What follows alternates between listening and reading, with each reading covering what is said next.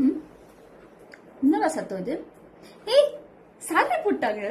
ஐ, இந்த salary இந்த டைம்ல ட்ரெஸ் லோன் கட்டணும், இஎம்ஐ இருக்கு, தண்டலுக்கு காசு பாதி போயிடும், குழுக்கு போயிடும். இதுவே பார்த்தா ஐயோ எஜுகேஷன் லோன் வேற கட்ட வேண்டியது இருக்குல்ல.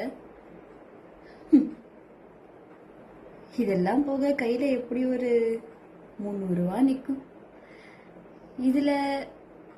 இதுலயும் ஒன்றும் பண்ண முடியாதுல்ல.